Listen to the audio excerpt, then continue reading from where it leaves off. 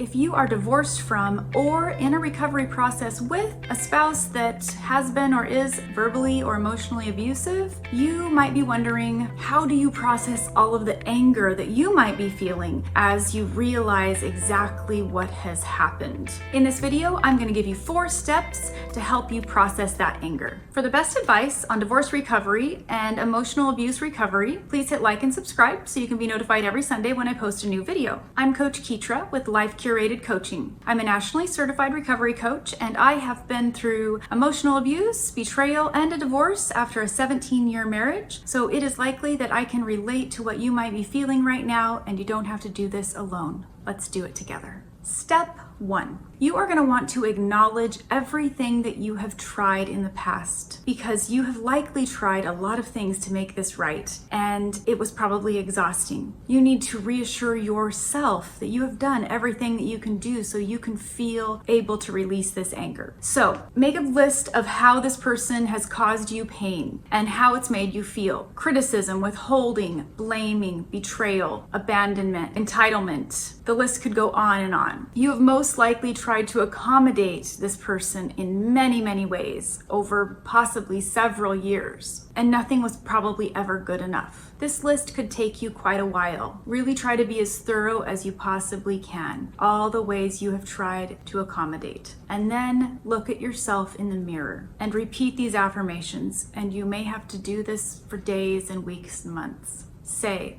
I am enough. I have tried my very best. I didn't deserve this. See how you're feeling when you say those things to yourself. Let yourself feel the grief and acknowledgement that this was not your fault. Maybe even journal about those feelings that you have after you say those things in front of the mirror to yourself. Step 2, you are going to write a letter. You are going to write a letter addressed to the person that caused this pain in you, and you are not going to give it to them under any circumstances ever. Express all your anger without holding back. This is not the good Christian version. This is not the good girl version. This is the all-out, possibly cursing, using whatever language you need to use to fully express the anger that you're feeling inside and write it all out. Maybe it'll be 1 page, maybe it'll be 10. Whatever it takes to really express in words on paper everything that you are feeling about that person, about the abuse that you endured. Read this letter out loud to a friend if you can. Be sure it's a friend who understands what you've gone through, that acknowledges that you have been verbally abused, emotionally abused, whatever the case may be, cheated on, that they are understanding and that they are trustworthy. But it's helpful to read it out loud and let someone else acknowledge it so you can release what's stored up inside of you. So choose someone trustworthy and read this letter out loud. And then rip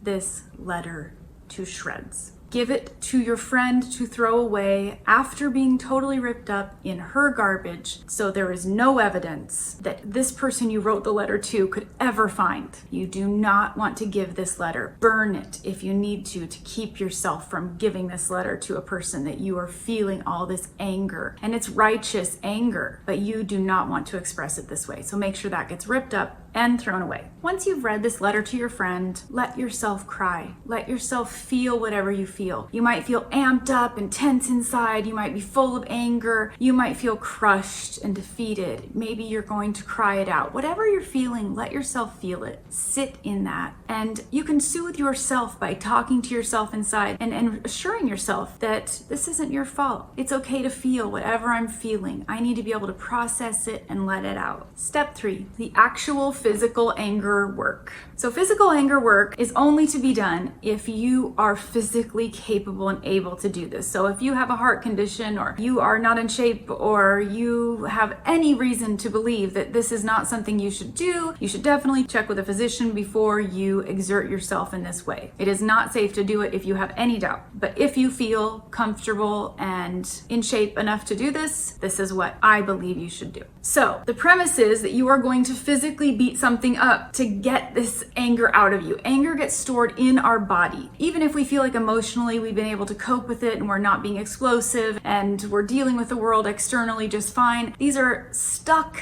things deep down inside us that we need to physically release. So you are going to beat up a mattress. As funny as that sounds, that's probably the most common thing that people have accessible to them. If you do use a punching bag, you're going to want to make sure you have boxing gloves and things that are going to protect your hands. But I recommend using a mattress. You're going to turn on some music that is loud and kind of hyped up, but with no words. You really don't want to internalize words into this process of letting go, because you don't want to remember this experience according to some kind of verbal words that you're hearing. So turn on the music, no words if you can, and that's going to start your process. Next, you're going to warm up your body. You are really going to want to get this stuff out. So you're going to do jumping jacks, you're going to move around, you're going to get your body warmed up for this physical movement that you're about to do. And so even taking a pillow and beating a bed with a pillow to start with to get warmed up is a good way to start. If that works better than punching the actual mattress yourself, maybe you continue with hitting it with a pillow. Whatever works for you. Start saying things out loud. Yell out the angry words. Whatever you're feeling. Things maybe you had written in the letter. How angry you are. I hate you. No, I can't believe you did this to me. Whatever it is. You start to yell these things out as you're hitting the mattress, hitting it with your pillow, punching the pillow, whatever feels right to you. Continue hitting this mattress or hitting the bed with a pillow until you have nothing left. Walk around, see if you've got some energy left in you. If there's something left, you just keep yelling. Even if you repeat the same word over and over, and you just keep hitting and punching until you've got nothing left and it's all out of you. When you can take that breath, it's kind of a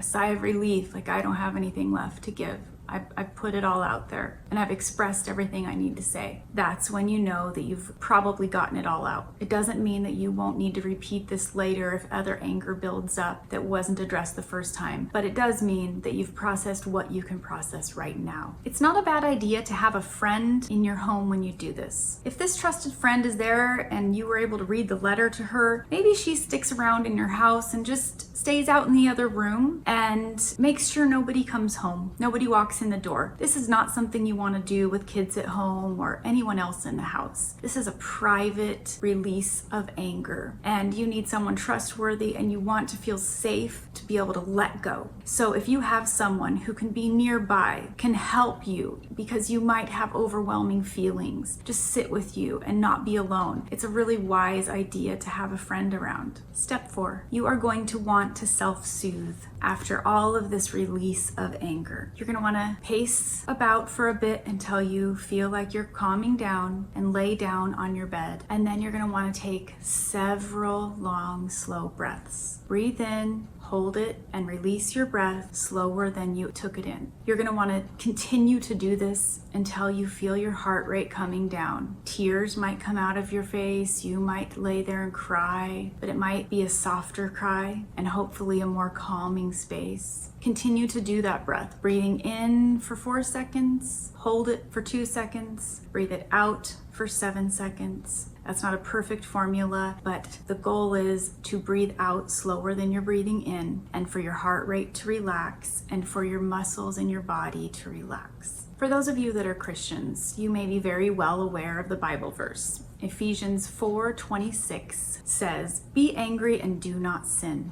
It is okay to be angry. This is righteous, justified anger. Someone has assaulted your spirit, your soul, your being, and your individuality. And this person was someone who has likely promised to be someone who supports you and loves you and does life with you. This is a violation of their marital covenant with you. It is okay to be angry. This is righteous anger. But we don't want to act out in our anger, and we don't want to sin in our anger. And this is why taking all the precautions that I have said in this video are important. Having a trusted friend around, making sure no one's at home, not sending this letter or giving it to them ever. So just know that it's okay to feel the way you're feeling, and that you don't want to keep this anger trapped inside you forever, because it will eat away at you. It is really important to just let it out. This is why a lot of people enjoy running who have been through traumatic relationships, because running tends to give them an expression of power and a release of their tension and anger and stress, and it's a good thing for a lot of people. But I think being being very focused and specific on your anger and what you're trying to release in regard to who and what situation can be very, very therapeutic.